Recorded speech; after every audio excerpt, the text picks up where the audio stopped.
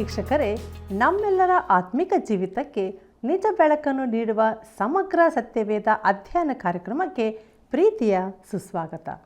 ಪ್ರಿಯರೇ, ಅಪೊಸ್ತಲರ ಕಾರ್ಯಗಳು ಪುಸ್ತಕದ ಅಧ್ಯಯನದಲ್ಲಿ ಪೌಲನ ಪ್ರಸಂಗ ಪ್ರಯಾಣವನ್ನು ಧ್ಯಾನಿಸುತ್ತಿದ್ದೇವೆ ಅಲ್ವಾ?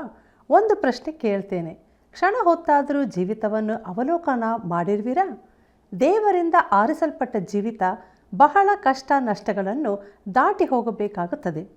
ದೇವರ ಚಿತ್ತಕ್ಕೆ ವಿಧೇಯನಾದ ಪೌಲನ ಸೇವಾ ಜೀವಿತದ ವಿಷಯಗಳನ್ನು ಇನ್ನೂ ಹೆಚ್ಚಾಗಿ ತಿಳಿದುಕೊಳ್ಳೋಣ. ಇಂದಿನ ಅಧ್ಯಯನವನ್ನು ಪ್ರಾರಂಭಿಸೋಣ. ಕರ್ತನಲ್ಲಿ ಪ್ರೀತಿಯುಳ್ಳ ಸಹೋದರ ಸಹೋದರಿಯರೇ, ನೀವು ನನ್ನನ್ನು ಪ್ರೀತಿಸುವರಾದರೆ ನನ್ನ ಆಜ್ಞೆಗಳನ್ನು ಕೈಕೊಂಡು ನಡೆಯುವಿರಿ ಎಂಬುದಾಗಿ ಹೇಳಿದಂಥ ನಮ್ಮ ರಕ್ಷಕನಾದ ಯೇಸು ಕ್ರಿಸ್ತನ ಮಹಿಮೆಯ ನಾಮದಲ್ಲಿ ನಿಮ್ಮೆಲ್ಲರನ್ನು ವಂದಿಸುತ್ತೇನೆ ಮತ್ತು ಇಂದಿನ ಕಾರ್ಯಕ್ರಮಕ್ಕೆ ಬಹು ಪ್ರೀತಿಯಿಂದ ಸ್ವಾಗತಿಸುತ್ತೇನೆ. ಪ್ರೀತಿಯುಳ್ಳ ದೇವಜನರೇ, ಅಪೊಸ್ತಲ ಕೃತ್ಯಗಳು ಪುಸ್ತಕದ ಧ್ಯಾನದಲ್ಲಿ ನಾವು ಮುಂದೆ ಸಾಗೋಣ. ದೇವರು ನಮ್ಮ ಸಂಗಡ ಮಾತನಾಡುವಾಗ ನಾವು ಆತನ ಮಾತಿಗೆ ವಿಧೇಯರಾಗಿ ನಮ್ಮ ಹೃದಯದಲ್ಲಿ ಅದನ್ನು ಸೇಕರಿಸಿಕೊಂಡು ಆ ವಾಕ್ಯದ ಪ್ರಕಾರ ನಡೆಯುವುದಕ್ಕಾಗಿ ಆತನನ್ನು ಬೇಡಿಕೊಳ್ಳೋಣ. ನಮ್ಮ ಧ್ಯಾನವನ್ನು ಮುಂದುವರಿಸುವ ಹಾಗೆ ಅಪೊಸ್ತಲ ಕೃತ್ಯಗಳು 20ನೇ ಅಧ್ಯಾಯ 17ನೇ ವಚನವನ್ನು ಗಮನಿಸೋಣ. ಅಲ್ಲಿ ಹೀಗೆ ಬರೆದದೆ, ಅವನು ಮಿಲೇತದಿಂದ ಎಫೆಸಕ್ಕೆ ಹೇಳಿ ಕಳುಹಿಸಿ ಅಲ್ಲಿಯ ಸಭೆಯ ಹಿರಿಯರನ್ನು ಕರೆಯಿಸಿದನು ಎಂಬುದಾಗಿ. ಕರ್ತನಲ್ಲಿ ಪ್ರಿಯರೇ, ನೀವು ಒಳ್ಳೆಯ ಭೂಪಟದಲ್ಲಿ ನೋಡಿದರೆ ಎಫೆಸ ಪಟ್ಟಣವು ಸಮುದ್ರ ದಡದಿಂದ ಸ್ವಲ್ಪ ಒಳಭಾಗದಲ್ಲಿರುವುದನ್ನು ಕಾಣಬಹುದು. ಅಲ್ಲಿನ ನದಿಯು ಎಫೆಸದಲ್ಲಿ ಬಂದರನ್ನು ನಿರ್ಮಿಸಿತ್ತು. ಈ ದಿನಗಳಲ್ಲಿ ಎಫೆಸವು ನೀರಿನ ಬದಿಯಿಂದ 2-3 ಮೈಲುಗಳಷ್ಟು ಒಳಭಾಗದಲ್ಲಿರುತ್ತದೆ. ಪಟ್ಟಣದ ಮುಖ್ಯ ಭಾಗಗಳು ಸುಮಾರು 5 ಮೈಲಿನಷ್ಟು ಒಳನಾಡಿನಲ್ಲಿರುತ್ತದೆ. ಮಿಲೇತವು ಕರಾವಳಿಯಲ್ಲಿಯೇ ಇತ್ತು. ಪೌಲನು ಎಫೆಸದ ಹಿರಿಯರು ಮಿಲೇತಕ್ಕೆ ಬಂದು ತನ್ನನ್ನು ಕಾಣಬೇಕೆಂದು ಅವರಿಗೆ ಹೇಳಿ ಕಳುಹಿಸಿದನು. ಅಪೊಸ್ತಲ ಕೃತ್ಯಗಳು 20ನೇ ಅಧ್ಯಾಯ 18ನೇ ವಚನದಿಂದ 21ನೇ ವಚನದವರೆಗೆ ನೋಡೋಣ. ಅಲ್ಲಿ ಹೀಗೆ ಬರೆದದೆ, ಅವರು ಅವನ ಬಳಿಗೆ ಬಂದಾಗ ಅವರಿಗೆ ಅವನು ಹೇಳಿದ್ದೇನೆಂದರೆ, ನಾನು ಆಸಿಯಾ ಸೀಮೆಯಲ್ಲಿ ಕಾಲಿಟ್ಟ ಮೊದಲನೆಯ ದಿವಸದಿಂದ ನಿಮ್ಮ ಮಧ್ಯೆ ಎಲ್ಲ ಕಾಲದಲ್ಲಿಯೂ ಹೇಗೆ ನಡಕೊಂಡೆನೆಂಬುದನ್ನು ನೀವೇ ಬಲ್ಲಿರಿ. ನಾನು ಬಹು ನಮ್ರತೆಯಿಂದಲೂ ಕಣ್ಣೀರಿನಿಂದಲೂ ಕರ್ತನ ಸೇವೆ ಮಾಡುತ್ತಿದ್ದೆನು. ಇದರಲ್ಲಿ ಯಹೂದ್ಯರ ಹೊಳಸಂಚುಗಳಿಂದ ಸಂಭವಿಸಿದ ಕಷ್ಟಗಳನ್ನು ಸಹಿಸುತ್ತಿದ್ದೆನು. ನಾನು ನಿಮಗೆ ಹಿತಕರವಾದದ್ದನ್ನೆಲ್ಲವನ್ನೂ ಹೇಳುವುದಕ್ಕೂ ಸಭೆಯಲ್ಲಿಯೂ ಮನೆ ಮನೆಗಳಲ್ಲಿಯೂ ಉಪದೇಶಿಸುವುದಕ್ಕೂ ಹಿಂತೆಗೆಯದೆ ಯಹೂದ್ಯರಿಗೂ ಗ್ರೀಕರಿಗೂ ದೇವರ ಕಡೆಗೆ ತಿರುಗಿಕೊಳ್ಳಬೇಕೆಂತಲೂ ನಮ್ಮ ಕರ್ತನಾದ ಯೇಸುವಿನ ಮೇಲೆ ನಂಬಿಕೆ ಇಡಬೇಕೆಂತಲೂ ಖಂಡಿತವಾಗಿ ಬೋಧಿಸುವನಾಗಿದ್ದೆನು. ಇದೆಲ್ಲ ನಿಮಗೆ ತಿಳಿದೇ ಇದೆ ಎಂಬುದಾಗಿ. ಕರ್ತನಲ್ಲಿ ಪ್ರಿಯರೇ, ಪೌಲನು ಯೇಸು ಕ್ರಿಸ್ತನ ನಂಬಿಗಸ್ತ ಸಾಕ್ಷಿಯಾಗಿದ್ದನು. ಅವನು ಯಾವ ತೋರಿಕೆಯನ್ನೂ ನಟಿಸಲಿಲ್ಲ. ತಾನು ಅವರಿಗೆ ದೇವರ ವಾಕ್ಯವನ್ನು, ಪರಿಪೂರ್ಣ ದೇವರ ವಾಕ್ಯವನ್ನು ತಿಳಿಯಪಡಿಸಿದ್ದೇನೆಂದು ಹೇಳುವ ಧೈರ್ಯ ಅವನಿಗಿತ್ತು. ಪ್ರಿಯರೇ, ದೇವರ ವಾಕ್ಯವನ್ನು ಅಧ್ಯಯನ ನಡೆಸುವುದು ನಾವು ಮಾತ್ರ ಅಲ್ಲ, ಪೌಲನು ಈ ಮೊದಲೇ ಈ ಕಾರ್ಯವನ್ನು ಮಾಡಿದ್ದನು. ಅವನು ಅವರಿಗೆ ದೇವರ ಪೂರ್ಣ ಯೋಜನೆಯನ್ನು ತಿಳಿಯಪಡಿಸಿದ್ದನು. ಯಹೂದಿ ಧಾರ್ಮಿಕ ನಾಯಕರಿಂದ ಬಹುವಾದ ವಿರೋಧಗಳಿದ್ದಾಗಲೂ ಅವನು ದೇವರಿಗೆ ನಂಬಿಗಸ್ತನಾಗಿಯೇ ಇದ್ದನು. ಅಪೊಸ್ತಲ ಕೃತ್ಯಗಳು 20ನೇ ಅಧ್ಯಾಯ 22ನೇ ವಚನದಿಂದ 24ನೇ ವಚನದವರೆಗೆ ಗಮನಿಸೋಣ.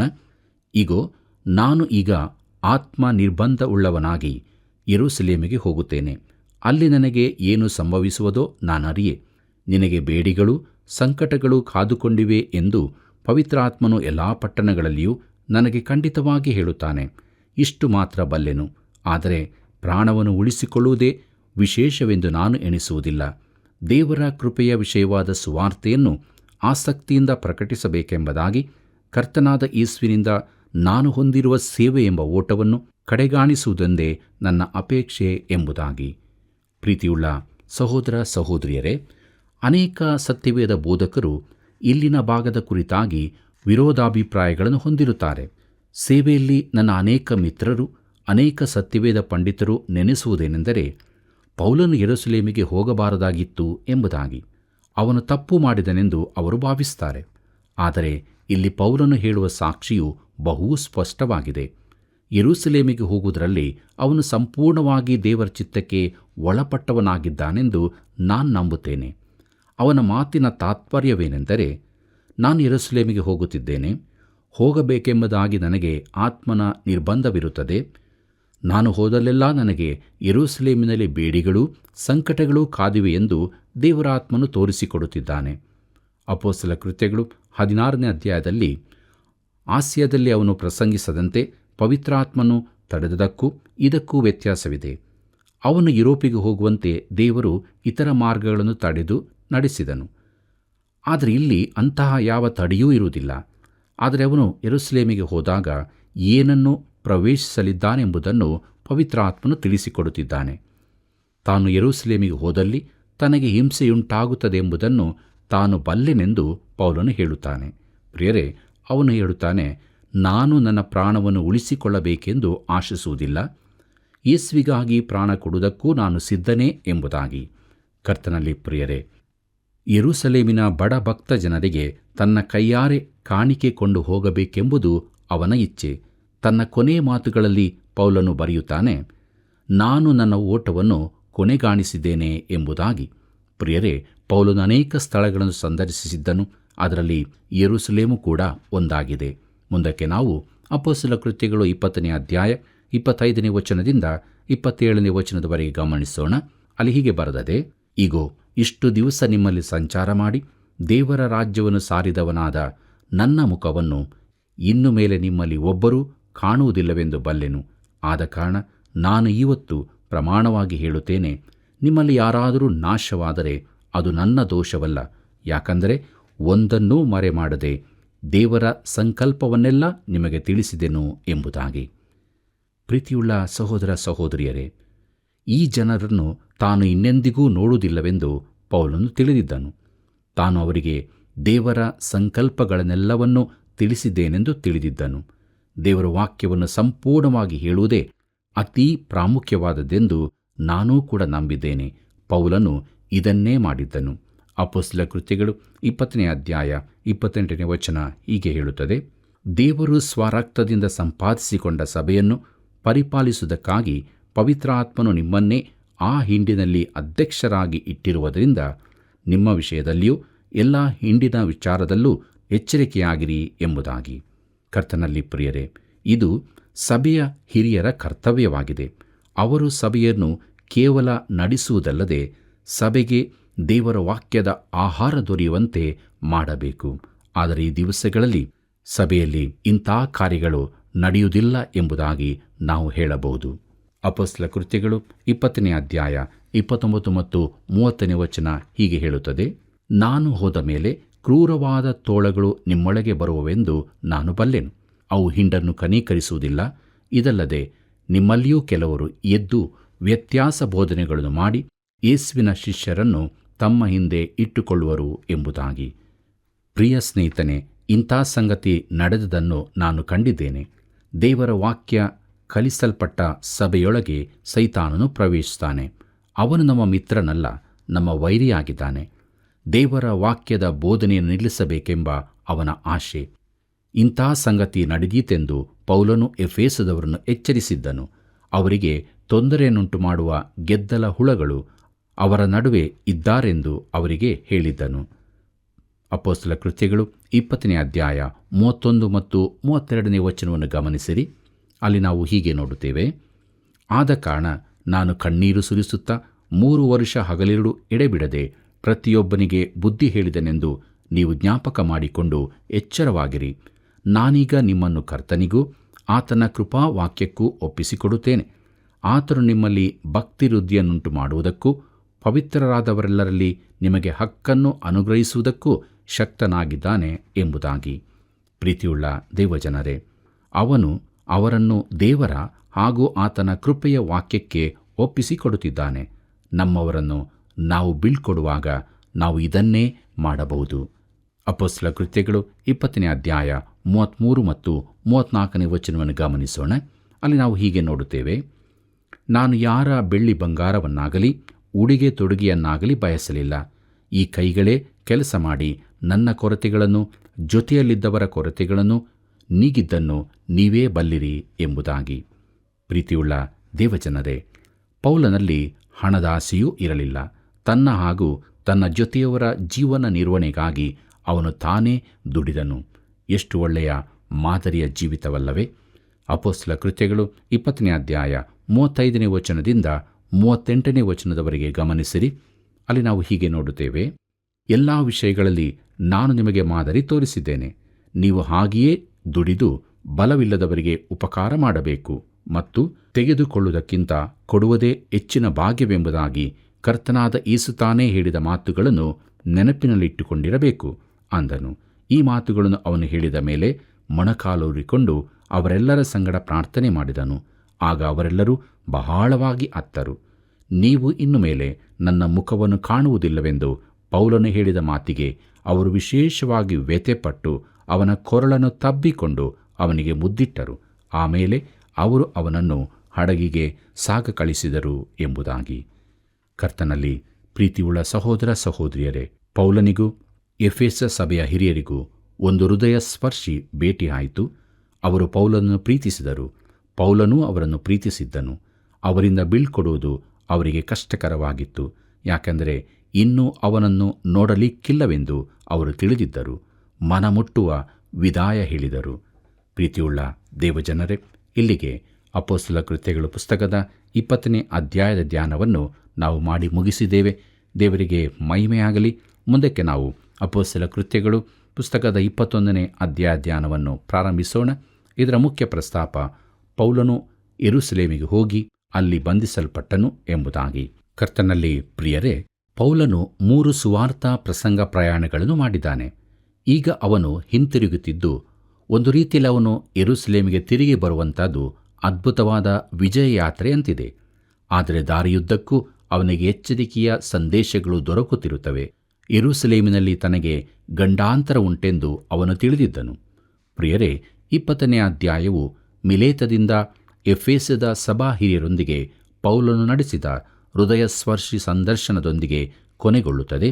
ಈಗ ಅವನು ಇಸ್ರಾಯೇಲಿಗೆ ಹಿಂತಿರುಗುವ ಪ್ರಯಾಣಕ್ಕಾಗಿ ಹಡಗನ್ನು ಹತ್ತುತ್ತಿದ್ದಾನೆ. ಮುಂದಕ್ಕೆ ನಾವು ತೂರಿನಲ್ಲಿ ಪೌಲನು ಎಂಬುದಾಗಿ ನೋಡೋಣ. ಅಪೊಸ್ತಲ ಕೃತ್ಯಗಳು 21ನೇ ಅಧ್ಯಾಯ ಮೊದಲಿನ 2 ವಚನಗಳನ್ನು ಗಮನಿಸಿರಿ. ಅಲ್ಲಿ ನಾವು ಹೀಗೆ ನೋಡುತ್ತೇವೆ: ನಾವು ಪ್ರಯಾಸದಿಂದ ಅವರನ್ನು ಬಿಟ್ಟು ಹಡಗನ್ನು ಹತ್ತಿದ ಮೇಲೆ ನೆಟ್ಟಗೆ ಹೋಗಿ ಕೋಸ್ ದ್ವೀಪಕ್ಕೆ ಸೇರಿದೆವು. ಮರುದಿನ ರೋದಕ್ಕೆ ಹೋಗಿ ಅಲ್ಲಿಂದ ಪತರಕ್ಕೆ ಬಂದೆವು. ಅಲ್ಲಿ ಪೊಯ್ನಿಕೆಗೆ ಹೋಗುವ ಹಡಗನ್ನು ಕಂಡು ಹತ್ತಿ ಪ್ರಯಾಣವನ್ನು ಸಾಗಿಸಿದೆವು ಎಂಬುದಾಗಿ. ಕರ್ತನಲ್ಲಿ ಪ್ರಿಯರೇ, ಅವನ ಪ್ರಯಾಣದ ದಾರಿಯನ್ನು ಗಮನಿಸುತ್ತಿದ್ದೀರಾ? ಮಿಲೇತದಲ್ಲಿ ಅವರು ಒಂದು ಹಡಗನ್ನು ಹತ್ತಿ ಆಸಿಯಾದ ದಕ್ಷಿಣ ಕರಾವಳಿಯಲ್ಲಿದ್ದ ಪತರಕ್ಕೆ ಬಂದರು. ಅಲ್ಲಿ ಹಡಗನ್ನು ಬದಲಾಯಿಸಬೇಕಾಯಿತು. ಈಗ ಕೈಸರೆಯದ ಉತ್ತರ ಕಡೆಗಿದ್ದ ತೂರಿನ ಕಡೆಗೆ ಸಾಗುತ್ತಿದ್ದರು. ಅದು ಇಸ್ರಾಯೇಲಿನ ಕರಾವಳಿ ಭಾಗದಲ್ಲಿ ಹಿಂದಿನ ಪೊಯ್ನಿಕೆದ ಭಾಗದಲ್ಲಿತ್ತು. ಈಗ ಅದನ್ನು ಲೆಬನಾನ್ ಎಂದು ಕರೆಯುತ್ತಾರೆ. ಮುಂದಕ್ಕೆ ನಾವು ಅಪೊಸ್ತಲ ಕೃತ್ಯಗಳು 21ನೇ ಅಧ್ಯಾಯ 3ನೇ ವಚನವನ್ನು ಗಮನಿಸೋಣ. ಅಲ್ಲಿ ಹೀಗೆ ನೋಡುತ್ತೇವೆ: ಮುಂದೆ ಕುಫ್ರಾ ದ್ವೀಪವನ್ನು ಕಂಡು ಅದನ್ನು ಎಡಗಡೆಗೆ ಬಿಟ್ಟು ಸಿರಿಯಾ ದೇಶದ ಕಡೆಗೆ ಸಾಗಿ ತೂರ್ ಪಟ್ಟಣಕ್ಕೆ ಬಂದು ಇಳಿದೆವು, ಯಾಕಂದರೆ ಅಲ್ಲಿ ಸರಕನ್ನು ಇಳಿಸಬೇಕಾಗಿತ್ತು ಎಂಬುದಾಗಿ. ಪ್ರೀತಿಯುಳ್ಳ ದೇವಜನರೇ, ನೋಡಿರಿ, ಈ ಪ್ರಯಾಣ ಸಾಗಿದ ದಾರಿಯು ಬಹು ಆಸಕ್ತಿಕರವಾದದ್ದಾಗಿದೆ. ಅವರು ಕುಫ್ರಾ ದ್ವೀಪವನ್ನು ಕಂಡರು, ಅಂದರೆ ಅವರು ತೂರಿನ ಕಡೆಗೆ ಪ್ರಯಾಣ ಮಾಡುತ್ತಿದ್ದಾಗ ಅವರ ಎಡಬದಿಯಲ್ಲಿ ಕುಫ್ರಾ ದ್ವೀಪವು ಕಾಣಿಸಿತು. ಕುಫ್ರಾ ದ್ವೀಪವನ್ನು ಅವರು ಸಂಶೋಧಿಸಿದರೆಂದಂತಲ್ಲ, ಆದರೆ ಅವರು ಆ ದ್ವೀಪವನ್ನು ಹತ್ತಿರದಿಂದ ಕಂಡು ಗುರುತಿಸಿದರು. ಆದರೆ ಅಲ್ಲಿ ಅವರು ತಂಗಲಿಲ್ಲ. ಅವರು ಮುಂದುವರಿದು ಆ ದಿನಗಳಲ್ಲಿ ಪ್ರಸಿದ್ಧ ವ್ಯಾಪಾರಿ ಕೇಂದ್ರವಾಗಿದ್ದ ತೂರಿನ ಕಡೆಗೆ ಸಾಗಿದರು. ಅಪೊಸ್ತಲ ಕೃತ್ಯಗಳು 21ನೇ ಅಧ್ಯಾಯ 4ನೇ ವಚನ ಹೀಗೆ ಹೇಳುತ್ತದೆ: ಅಲ್ಲಿ ಶಿಷ್ಯರನ್ನು ಹುಡುಕಿ ಕಂಡು 7 ದಿವಸ ನಿಂತೆವು. ಅವರು ಆತ್ಮನ ಪ್ರೇರಣೆಯಿಂದ ಪೌಲನಿಗೆ, ನೀನು ಯೆರೂಸಲೇಮಿಗೆ ಕಾಲಿಡಬೇಡವೆಂದು ಹೇಳಿದರು ಎಂಬುದಾಗಿ. ಪ್ರೀತಿಯುಳ್ಳ ದೇವಜನರೇ, ಪೌಲನು ಮುಂದೆ ಯೆರೂಸಲೇಮಿಗೆ ಹೋದದ್ದು ದೊಡ್ಡ ತಪ್ಪು ಎಂಬುದಾಗಿ ವಾದಿಸುವ ಸತ್ಯವೇದ ಪಂಡಿತರು ಈ ವಚನವನ್ನು ಆಧಾರವಾಗಿ ಕೊಡುತ್ತಾರೆ. ಈ ಜನರು ಪವಿತ್ರಾತ್ಮ ಪ್ರೇರಣೆಯಿಂದ ಪೌಲನೊಂದಿಗೆ ಮಾತನಾಡಿದರೆಂದು ತಿಳಿಯುತ್ತದೆ. ನಾನು ಇದನ್ನು ಸರಿಯಾಗಿ ತಿಳುಕೊಳ್ಳುವುದಾದರೆ, ದೇವರಾತ್ಮನು ತನ್ನ ಮಾತಿಗೆ ವಿರುದ್ಧವಾಗಿ ನುಡಿಯುವುದಿಲ್ಲ. ಈಗಾಗಲೇ ತಾನು ಹೇಳಿದ ಮಾತನ್ನೇ ಆತನು ಇಲ್ಲಿಯೂ ನುಡಿದಿದ್ದಾನೆ. ಪೌಲನು ಮುಂದೆ ತಾನು ಅನುಭವಿಸಬೇಕಾದ ಸಂಕಟಗಳಿಗೆ ತನ್ನನ್ನು ಸಿದ್ಧಪಡಿಸಿಕೊಳ್ಳದ ಹೊರತು ಅವನು ಯೆರೂಸಲೇಮಿಗೆ ಹೋಗಕೂಡದು. ಆದರೆ ಪೌಲನು ತಾನು ತನ್ನನ್ನು ಸಮರ್ಪಿಸಿಕೊಳ್ಳಲು ಸಿದ್ಧನಾಗಿಯೇ ಇದ್ದೇನೆಂದು ಆಗಾಗ ಹೇಳಿದ್ದನು. ಕರ್ತನಾದ ಯೇಸುವಿಗೋಸ್ಕರ ತನ್ನ ಪ್ರಾಣವನ್ನರ್ಪಿಸಲು ಅವನು ಪೂರ್ಣ ಸಿದ್ಧನಾಗಿಯೇ ಇದ್ದನು. ಇದರ ಅರ್ಥ ಹೀಗಿರಬೇಕೆಂದು ನಾನು ಭಾವಿಸುತ್ತೇನೆ. ಪ್ರೀತಿಯುಳ್ಳ ದೇವಜನರೇ, ಪೌಲನು ಯೆರೂಸಲೇಮಿಗೆ ಹೋದದರಲ್ಲಿ ದೇವರ ಚಿತ್ತವನ್ನು ಮೀರಿ ನಡೆದನೆಂದು ನಾನು ಭಾವಿಸುವುದಿಲ್ಲ. ಅದಕ್ಕೆ ಅನೇಕ ಕಾರಣಗಳೂ ಇವೆ. ಅವನು ಅಲ್ಲಿಗೆ ಹೋಗಬೇಕೆಂಬುದಕ್ಕಾಗಿ ಒಂದು ಭಾವನಾತ್ಮಕ ಕಾರಣವೂ ಇದೆ. ಅದು ಯಥಾರ್ಥವಾದದ್ದೇ ಆಗಿತ್ತು. ಅನ್ಯ ಜನರಿಂದ ಕ್ರೈಸ್ತರಾದವರು ಯೆರೂಸಲೇಮಿನಲ್ಲಿನ ಕಷ್ಟದಲ್ಲಿದ್ದ ಕ್ರೈಸ್ತರಿಗಾಗಿ ಕೂಡಿಸಿಟ್ಟಿದ್ದ ಕಾಣಿಕೆ ಅವನಲ್ಲಿತ್ತು. ಅದನ್ನು ತನ್ನ ಕೈಯಾರೆ ಯೆರೂಸಲೇಮಿನ ಸಭೆಗೆ ಸಮರ್ಪಿಸಬೇಕೆಂಬುದು ಅವನ ಹೃದಯದ ಆಶೆಯಾಗಿತ್ತು. ಯಾಕಂದರೆ ಆ ಕೈಗಳಿಂದಲೇ ಅವನು ಯೆರೂಸಲೇಮ್ ಸಭೆಯನ್ನು ಮೊದಲು ಹಿಂಸೆಪಡಿಸಿದ್ದನು. ಯೆರೂಸಲೇಮಿನ ಭಕ್ತ ಜನರ ಈಗಿನ ದುರಾವಸ್ಥೆಗೆ ಒಂದು ರೀತಿಯಲ್ಲಿ ಅವನೇ ಕಾರಣನಾಗಿದ್ದನು. ಆದ್ದರಿಂದ ಅಲ್ಲಿಗೆ ತನ್ನ ಪರವಾಗಿ ಯಾರನ್ನಾದರೂ ಕಳಿಸದೆ ತಾನೇ ಸ್ವತಃ ಹೋಗಬೇಕೆಂದಿದ್ದನು. ದಯಮಾಡಿ ಗಮನಿಸಿರಿ ಪ್ರೀತಿಯುಳ್ಳ ದೇವಜನರೇ, ಪೌಲನು ದೇವರ ಚಿತ್ತಕ್ಕೆ ವಿರುದ್ಧವಾಗಿ ಹೋಗಲಿಲ್ಲವೆಂದು ನಾನು ನಂಬಲಿಕ್ಕೆ ಇನ್ನೊಂದು ಕಾರಣವೇನೆಂದರೆ ಅವನ ಮುಂದಿನ ಬರಹಗಳಲ್ಲಿ ಅವನು ತಿಳಿಸಿರುವ ಮಾತುಗಳು. ಅವನು ರೋಮಲ್ಲಿ ಸೆರೆಯಲ್ಲಿರುವಾಗ ಫಿಲಿಪ್ಪಿ ಸಭೆಯವರು ತಮ್ಮ ಅನುಕಂಪ ಸೂಚಿಸಿ ವರ್ತಮಾನ ಕಳಿಸಿದ್ದರು. ಅವರು ಅವನನ್ನು ಪ್ರೀತಿಸಿದ್ದರಿಂದ ಅವನಿಗಾದ ಸ್ಥಿತಿಗಾಗಿ ಮರುಕಪಟ್ಟರು. ಆದರೆ ಪೌಲನು ಅವರಿಗೆ ಹೀಗೆ ಬರೆದನು: ಆದರೆ ಸಹೋದರರೇ, ನನಗೆ ಸಂಭವಿಸಿರುವುದು ಸುವಾರ್ತೆಯ ಪ್ರಸರಣೆಗೆ ಸಹಾಯವಾಯಿತೆಂದು ನೀವು ತಿಳಿಯಬೇಕೆಂಬುದಾಗಿ ಅಪೇಕ್ಷಿಸ್ತೇನೆ ಎಂಬುದಾಗಿ. ಇದನ್ನಾವು ಫಿಲಿಪ್ಪರಿಗೆ ಬರೆದ ಪತ್ರಿಕೆ 1ನೇ ಅಧ್ಯಾಯ 12ನೇ ವಚನದಲ್ಲಿ ಓದುತ್ತೇವೆ. ಪ್ರೀತಿಯುಳ್ಳ ದೇವಜನರೇ, ಪೌಲನಿಗೆ ಈ ರೀತಿ ಸಂಭವಿಸಿದ್ದರಿಂದಾಗಿ ಸುವಾರ್ತೆಯ ಪ್ರಸಾರಣಕ್ಕೆ ಅಡ್ಡಿಯಾಗಲಿಲ್ಲ. ಆದ್ದರಿಂದಲೇ ಪೌಲನು ದೇವರ ಚಿತ್ತಕ್ಕೆ ವಿರೋಧವಾಗಿ ಹೋದನೆಂದು ನಾನು ತಿಳಿಯುವುದಿಲ್ಲ. ಮಾತ್ರವಲ್ಲದೆ ಪೌಲನ ಮಾನಸಾಂತರದ ಸಮಯದಲ್ಲಿ ಕರ್ತನು ಅನನೀಯನಿಗೆ ಕಾಣಿಸಿಕೊಂಡು ಹೇಳಿದ್ದು, ನೀನು ಹೋಗು, ಆ ಮನುಷ್ಯನು ಅನ್ಯಜನರಿಗೂ ಅರಸರುಗಳಿಗೂ ಇಸ್ರಾಯೇಲರಿಗೂ ನನ್ನ ಹೆಸರನ್ನು ತಿಳಿಸುವುದಕ್ಕಾಗಿ ನಾನು ಆರಿಸಿಕೊಂಡ ಸಾಧನವಾಗಿದ್ದಾನೆ. ಅವನು ನನ್ನ ಹೆಸರಿನ ನಿಮಿತ್ತ ಎಷ್ಟು ಹಿಂಸೆ ಅನುಭವಿಸಬೇಕೆಂಬುದನ್ನು ನಾನೇ ಅವನಿಗೆ ತೋರಿಸುವೆನು ಎಂಬುದಾಗಿ. ಇದನ್ನಾವು ಅಪೊಸ್ತಲ ಕೃತ್ಯಗಳು 9ನೇ ಅಧ್ಯಾಯ 15 ಮತ್ತು 16ನೇ ವಚನಗಳಲ್ಲಿ ಓದುತ್ತೇವೆ. ಪ್ರೀತಿಯುಳ್ಳ ದೇವಜನರೇ, ನಮ್ಮ ಅಪೊಸ್ತಲ ಕೃತ್ಯದ ಈ ತನಕದ ಅಧ್ಯಯನದಲ್ಲಿ ಪೌಲನು ಅರಸರ ಎದುರಿಗಾಗಲಿ ಅಧಿಪತಿಗಳ ಎದುರಿಗಾಗಲಿ ಹೋದದ್ದನ್ನು ಕಾಣಲಿಲ್ಲ. ಆದರೆ ಅವನು ಆ ರೀತಿ ಹೋಗಬೇಕೆಂಬುದು ದೇವರ ಚಿತ್ತವಾಗಿತ್ತೆಂದು ತಿಳಿಯುತ್ತೇವೆ. ಮುಂದಿನ ಅಧ್ಯಾಯಗಳಲ್ಲಿ ಅವನು ಅರಸರೆದುರಿಗೆ ಹೋಗುವುದನ್ನು ಕಾಣುತ್ತೇವೆ. ಅವನು ಅಗ್ರಿಪ್ಪರಾಜನೆದುರು ಸಾಕ್ಷಿಯನ್ನು ನುಡಿಯುತ್ತಾನೆ. ಮಾತ್ರವಲ್ಲದೆ ರೋಮಿನಲ್ಲಿ ನೀರೋ ಚಕ್ರವರ್ತಿಯ ಎದುರಿಗೂ ಅವನು ಹೋಗಿರುವುದು ಸಾಧ್ಯತೆಯಿದೆ. ಪ್ರೀತಿಯುಳ್ಳ ದೇವಜನರೇ, ಕೈಸರನ ಮನೆಯಲ್ಲಿದ್ದವರನ್ನು ಅವನು ಸುವಾರ್ತೆಯೊಂದಿಗೆ ಸಂಧಿಸಿದ್ದನೆಂಬುದನ್ನು ಖಚಿತವಾದದ್ದಾಗಿದೆ. ಯಾಕಂದರೆ ಫಿಲಿಪ್ಪರಿಗೆ ಬರೆದ ಪತ್ರಿಕೆಯಲ್ಲಿ ಅವನು ಆ ಜನರಿಂದ ವಂದನೆಗಳನ್ನು ಕಳುಹಿಸುತ್ತಾನೆ. ಫಿಲಿಪ್ಪರಿಗೆ ಬರೆದ ಪತ್ರಿಕೆ 4ನೇ ಅಧ್ಯಾಯ 22ನೇ ವಚನವನ್ನು ಗಮನಿಸಿರಿ ಪ್ರಿಯರೇ. ಮತ್ತು ಈ ಪತ್ರಿಕೆಯನ್ನವನು ರೋಮ್ನಲ್ಲಿ ಸೆರೆಮನೆಯಿಂದ ಬರೆದಿದ್ದನು. ಕೊನೆಯದಾಗಿ ನಾನು ಈ ಮೊದಲೇ ತಿಳಿಸಿದಂತೆ ತಿಮೋಥನಿಗೆ ಬರೆದಂಥ 2ನೇ ಪತ್ರಿಕೆ 4ನೇ ಅಧ್ಯಾಯ 7ನೇ ವಚನದಲ್ಲಿ ಪೌಲನು ಹೇಳುತ್ತಾನೆ, ನನ್ನ ಓಟವನ್ನು ಕಡೆಗಾಣಿಸಿದ್ದೇನೆ ಎಂಬುದಾಗಿ. ಪ್ರಿಯರೇ, ಇದು ಅವನ ಜೀವಿತದ ಕೊನೆಯ ಭಾಗದಲ್ಲಿ ಬರೆದದ್ದಾಗಿದೆ. ಅವನು ದೇವರ ಚಿತ್ತಕ್ಕೆ ವಿರುದ್ಧವಾಗಿ ನಡೆದಿರುವುದಾದರೆ ಅದರ ಕುರಿತಾಗಿ ಈ ರೀತಿ ಬರೆಯುತ್ತಿರಲಿಲ್ಲ. ಪ್ರಿಯರೇ, ನಾನು ನನ್ನ ಸೇವಾ ಅವಧಿಯನ್ನು ಹಿಂತಿರುಗಿ ನೋಡುವುದಾದರೆ ಒಂದು ಸ್ವಲ್ಪ ಕಾಲದವರೆಗೆ ನಾನೂ ಕೂಡ ದೇವರ ಚಿತ್ತಕ್ಕೆ ಮೀರಿ ನಡೆದಿದ್ದೆನು. ನಾನು ಅದನ್ನು ಬೇಕೆಂದು ಮಾಡಿರಲಿಲ್ಲ, ಆದರೆ ತಿಳಿಯದೇ ಮಾಡಿದ್ದು. ಅವಸರದಲ್ಲಿರುವಾಗ ಅದು ನಡೆದದ್ದು. ಆದರೆ ದೇವರು ಅದನ್ನು ನನಗಾಗಿ ಸರಿಪಡಿಸಿದನು. ದೇವರ ನಾಮಕ್ಕೆ ಸ್ತೋತ್ರವಾಗಲಿ. ಪ್ರಿಯರೇ, ಪೌಲನು ದೇವರ ಚಿತ್ತಕ್ಕೆ ವಿರುದ್ಧವಾಗಿ ನಡೆದಿರುವುದಾದರೆ ತನ್ನ ಜೀವಿತದ ಕೊನೆಯ ಭಾಗದಲ್ಲಿ ತನ್ನ ಓಟವನ್ನು ಕಡೆಗಾಣಿಸಿದ್ದೇನೆಂದು ಬರೆಯುತ್ತಿರಲಿಲ್ಲವೆಂದು ನಾನು ಭಾವಿಸುತ್ತೇನೆ. ಕರ್ತನಲ್ಲಿ ಪ್ರಿಯರೇ, ಈ ಕುರಿತಾಗಿ ತುಂಬ ವಿವಾದಗಳಿರುವುದರಿಂದ ನಾನು ಈ ಕುರಿತು ಸ್ವಲ್ಪ ವಿವರವಾಗಿ ಮಾತನಾಡಿದೆ. ನನ್ನ ಸೇವೆಯಲ್ಲಿ ನನಗಿರುವ ಅನೇಕ ಮಂದಿ ಸ್ನೇಹಿತರು ನನ್ನ ಅಭಿಪ್ರಾಯಗಳನ್ನು ಒಪ್ಪುವುದಿಲ್ಲ. ಆದರೂ ನಾವು ಒಳ್ಳೆಯ ಸ್ನೇಹಿತರಾಗಿಯೇ ಇದ್ದೇವೆ. ನಾನು ಈ ವ್ಯಕ್ತಿಗಳನ್ನು ಕರ್ತನಲ್ಲಿ ಪ್ರೀತಿಸುತ್ತೇನೆ. ನಾನು ಅವರನ್ನು ಆಸೆ ಮಾಡಿ ಅವರು ಒಂದಲ್ಲ ಒಂದು ದಿನ ಸತ್ಯವನ್ನು ಕಾಣುವರೆಂದು ಹೇಳುತ್ತೇನೆ. ಅವರಲ್ಲೊಬ್ಬನು ಹೀಗೆ ಹೇಳಿದ್ದಾನೆ, ನಾವು ಕರ್ತನ ಸನ್ನಿಧಾನಕ್ಕೆ ಹೋದಾಗ ಅಲ್ಲಿ ಎಲ್ಲರೂ ಒಮ್ಮತದಿಂದಿರುವೆವು ಎಂದು. ಪ್ರೀತಿಯುಳ್ಳ ದೇವಜನರೇ, ಅಪೊಸ್ತಲ ಕೃತ್ಯಗಳು 21ನೇ ಅಧ್ಯಾಯ 5ನೇ ವಚನವನ್ನು ಗಮನಿಸೋಣ. ಅಲ್ಲಿ ಹೀಗೆ ಬರೆದದೆ, ಆ ದಿವಸಗಳನ್ನು ತೀರಿಸಿಕೊಂಡು ನಾವು ಹೊರಡುವಾಗ ಅವರೆಲ್ಲರೂ ಹೆಂಡರು ಮಕ್ಕಳು ಸಹಿತವಾಗಿ ಬಂದು ನಮ್ಮನ್ನು ಊರ ಹೊರಕ್ಕೆ ಸಾಗ ಕಳುಹಿಸಿದರು. ನಾವು ಸಮುದ್ರ ತೀರದಲ್ಲಿ ಮೊಣಕಾಲೂರಿಕೊಂಡು ಪ್ರಾರ್ಥನೆ ಮಾಡಿ ಎಂಬುದಾಗಿ. ಕರ್ತನಲ್ಲಿ ಪ್ರೀತಿಯುಳ್ಳ ಸಹೋದರ ಸಹೋದರಿಯರೇ, ಪೌಲನು ಇಲ್ಲಿ ಉತ್ತಮವಾದ ಕಾರ್ಯವನ್ನು ಮಾಡಿದ್ದಾನೆ. ಅವನು ಅವನ ಜೊತೆಯಲ್ಲಿದ್ದವರು ಸಮುದ್ರ ತೀರದಲ್ಲಿ ಮೊಣಕಾಲೂರಿ ಪ್ರಾರ್ಥಿಸಿದರು. ಪ್ರಿಯರೇ, ಪ್ರಾರ್ಥನೆ ಮಾಡುವುದರ ಅತ್ಯುತ್ತಮ ಭಂಗಿ ಮೊಣಕಾಲೂರುವುದೇ ಆಗಿದೆ. ಆದರೂ ನಾವು ಎಲ್ಲಿಯೂ ಯಾವ ಭಂಗಿಯಲ್ಲಿಯೂ ಪ್ರಾರ್ಥಿಸಬಹುದು. ನಾನು ವಾಹನದಲ್ಲಿ ತುಂಬ ಸಮಯ ಚಲಿಸುವುದರಿಂದ ನಾನು ಆ ಹೊತ್ತಿನಲ್ಲೇ ಪ್ರಾರ್ಥಿಸುವುದನ್ನು ಕಲಿತಿದ್ದೇನೆ. ಕೆಲವು ಅಪಾಯಕಾರಿ ಸ್ಥಳಗಳಲ್ಲಿ ವಾಹನ ಚಲಾಯಿಸುವಾಗ ಪ್ರಾರ್ಥನೆ ಅಗತ್ಯವೇ ಆಗಿರುತ್ತದೆ. ಆದರೆ ದೇವರ ಸನ್ನಿಧಾನಕ್ಕೆ ಪ್ರಾರ್ಥಿಸಲು ಬರುವುದಕ್ಕೆ ಅತ್ಯುತ್ತಮ ಭಂಗಿ ಮೊಣಕಾಲೂರುವುದೇ ಆಗಿದೆ. ಪ್ರೀತಿಯುಳ್ಳ ದೇವಜನರೇ, ಇದನ್ನು ನಾವು ಅಭ್ಯಾಸ ಮಾಡಬೇಕು. ಕರ್ತನಲ್ಲಿ ಪ್ರಿಯರೇ, ಕೊನೆಯದಾಗಿ ನಾವು ಅಪೊಸ್ತಲ ಕೃತ್ಯಗಳು 21ನೇ ಅಧ್ಯಾಯ 6 ಮತ್ತು 7ನೇ ವಚನವನ್ನು ಗಮನಿಸೋಣ. ಅಲ್ಲಿ ನಾವು ಹೀಗೆ ನೋಡುತ್ತೇವೆ, ನಾವು ಒಬ್ಬರಿಗೊಬ್ಬರು ವಂದನೆ ಮಾಡಿ ಹಡಗನ್ನು ಹತ್ತಿದೆವು. ಅವರು ಹಿಂತಿರುಗಿ ತಮ್ಮ ತಮ್ಮ ಮನೆಗಳಿಗೆ ಹೋದರು.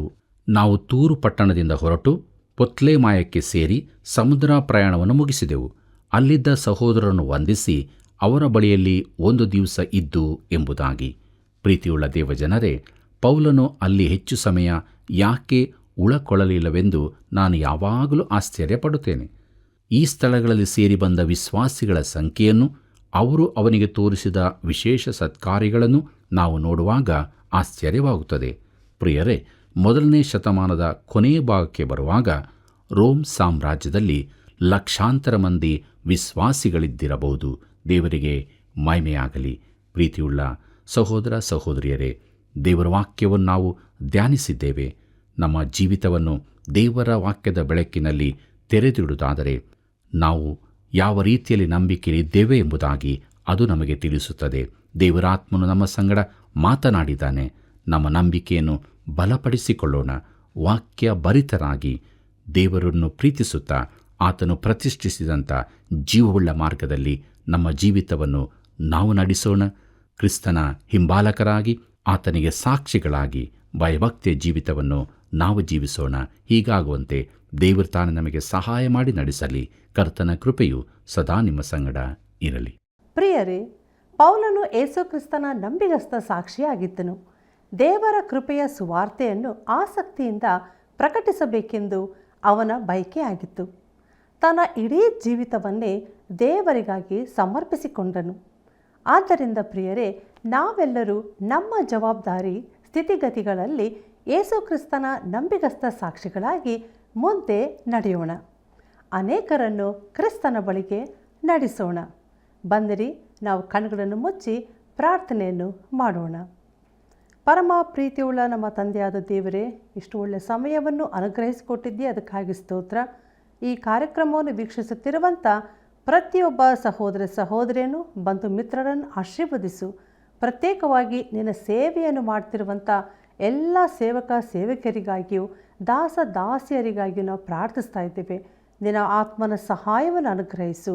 ನಮ್ಮ ದೇಶವನ್ನು ಕ್ರಿಸ್ತನ ಸುವಾರ್ತೆಯಿಂದ ತುಂಬಿಸಿ ನಿನ್ನ ಕಡೆಗೆ ಸೆಳೆದುಕೊಳ್ಳಬೇಕೆಂದು, ಈ ಕಾರ್ಯಕ್ರಮವನ್ನು ವೀಕ್ಷಿಸುವಂಥ ಪ್ರತಿಯೊಬ್ಬೊಬ್ಬರನ್ನು ಆಶೀರ್ವದಿಸಬೇಕೆಂದು ಯೇಸು ಕ್ರಿಸ್ತನ ಮಧುರವಾದಂಥ ನಾಮದಲ್ಲಿ ಬೇಡಿ ಹೊಂದಿದ್ದೇವೆ ನಮ್ಮ ತಂದೆಯೇ, ಆಮೇನ್. ಪ್ರಿಯರೇ, ಈ ದಿನ ದೇವರು ನಿಮ್ಮ ಕೂಡ ಮಾತಾಡಿದ್ದನ್ನು ನಮ್ಮೊಂದಿಗೆ ಹಂಚಿಕೊಳ್ಳ್ರಿ. ಈ ಸೇವೆಗಾಗಿ ಪ್ರಾರ್ಥಿಸಿರಿ. ಮತ್ತೆ ಭೇಟಿಯಾಗೋಣ. ವಂದನೆಗಳು.